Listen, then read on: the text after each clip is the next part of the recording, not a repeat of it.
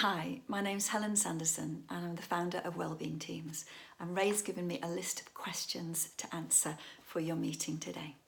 So the first one is, why did you develop Wellbeing Teams and what problems does it aim to solve for both carers and the people being cared for? So we know of lots of horror stories about 15-minute visits and things not going right in home care. And what we wanted to do is to achieve two things. One is to put into practice the most person-centred and flexible supports we could possibly offer, and really focus on relationships and have this be relationship-based, and not just look at the outcomes that we're commissioned to do, but figure out with the person their person's personal priorities about how they want their life to be different, and see if we could work in ways that deliver this. So for example, we know that lots of people are lonely, and what is it that we can do around that? So with Wellbeing Teams, we also wanted to bring together a community element to it as well. So the purpose of Wellbeing Teams is to do whatever we can to support people to live well at home and be part of their community.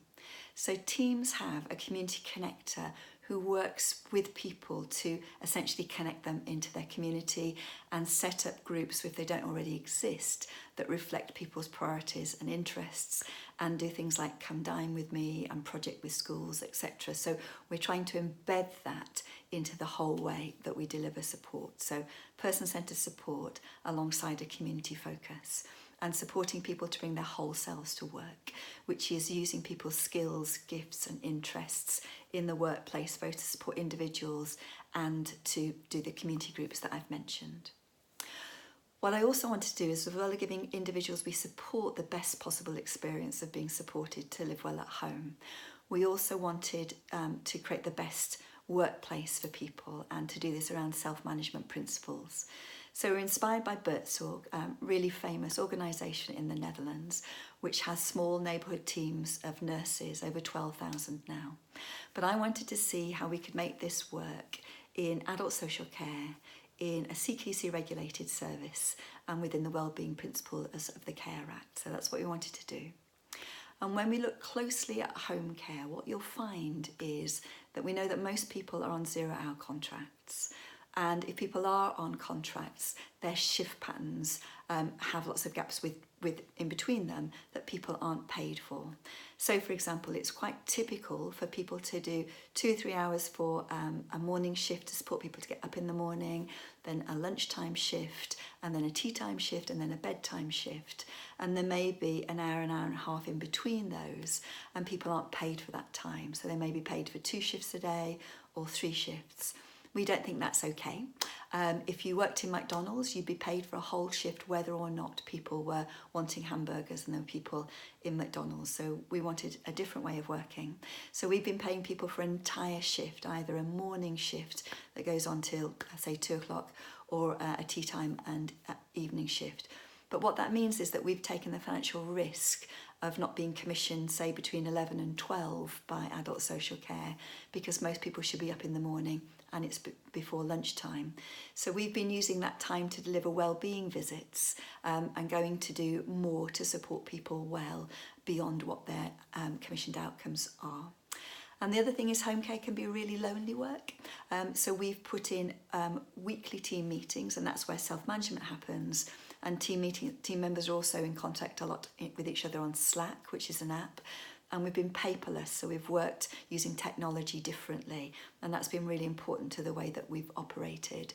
And it also means, for example, that family members can get access to the app with the person's permission, so they can see what we're writing up when we do learning and communication logs after each visit, and they can leave us messages as well. So working differently with technology, really focusing on community and relationships, giving people contracts, permanent contracts with shifts, with as many shifts as they want, typically a minimum of 3, up to 5 a week, and trying to create a great place to work. So that's why we did Wellbeing Teams, better experience for people being supported. And of course, we're paying more than the living wage, and a better experience for individuals we care for too. So that was the first question.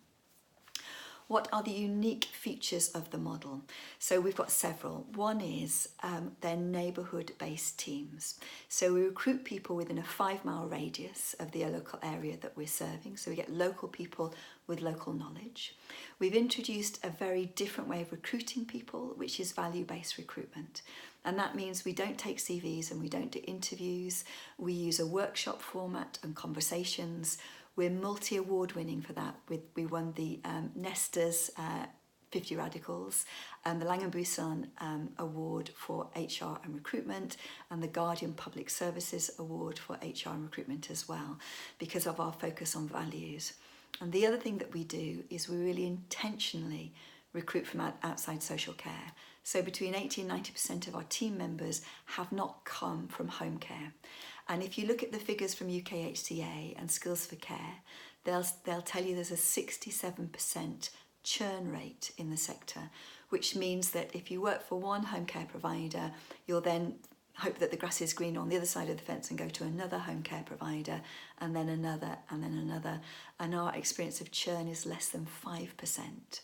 And we've got people who work in hospitality, who work in bars, who have been van drivers, who are hairdressers, who are childminders, who are TAs in schools, because we believe if you can find people with the right values, we can teach them the skills they need to deliver great care.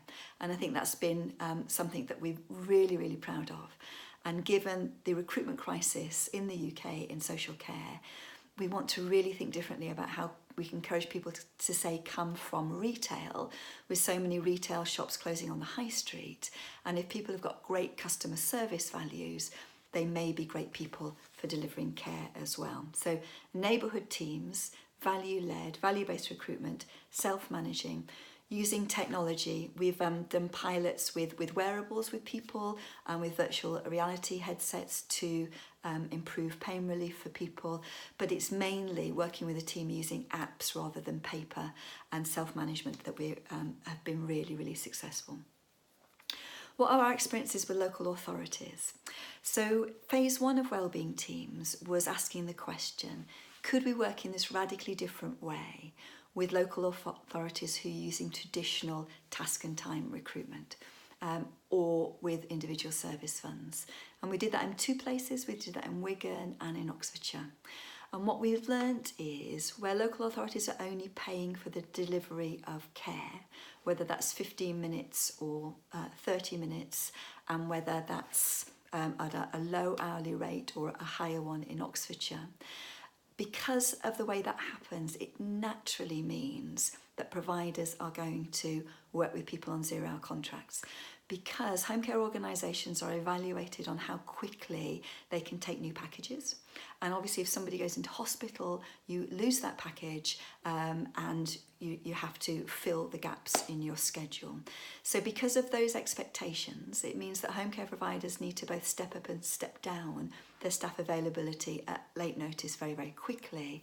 And that means that the financial risk of doing that is passed on to the provider, and therefore they're much more likely to use 0-hour contracts or minimum hour contracts that aren't really enough for people, that they're then always dependent on getting more hours and taking more shifts.